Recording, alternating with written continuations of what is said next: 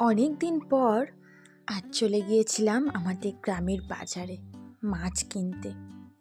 মাছ বাজারে বিভিন্ন রকম মাছ দেখে সে মনের মধ্যে যে একটা কী আনন্দ হয়, যারা একমাত্র মাছ প্রেমী তারাই বুঝবে এর মূল্য কতখানি।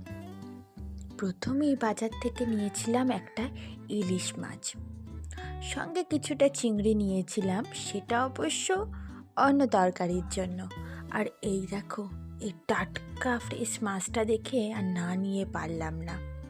বেশ কয়েক রকম মাছ মনের সুখে বাজার করে নিলাম।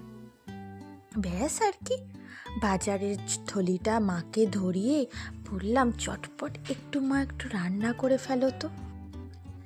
মেয়ের আবদার করলে কোন মাই বা না রাখে বলো। মা বেশ ধনেপাতা কাঁচা লঙ্কা বেটে এই তেলাপিয়া মাছটা প্রথম ভেজে দিল।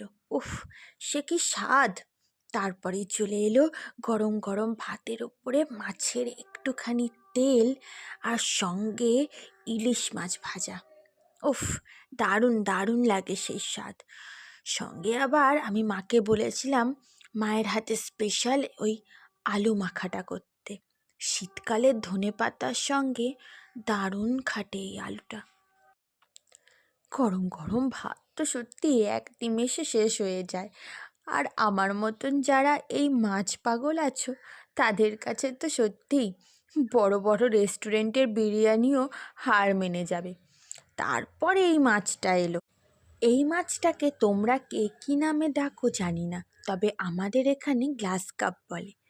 এই মাছটা মা করেছিল শীতের টাটকা শিম আর আলু দিয়ে পাতলা ঝোল।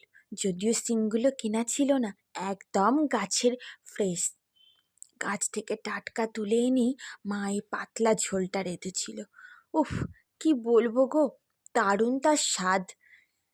সত্যি মায়ের হাতের রান্না লাজবাব।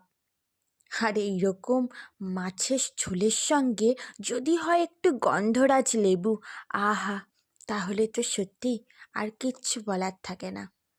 তোমাদের কার কার এরকম মাছ ভালো লাগে বলো তো? যারা মাছ প্রেমী তারা সত্যি করে বলো তো, আর কি বিরিয়ানি লাগে খেতে এইরকম ভাত আর মাছ পেলে?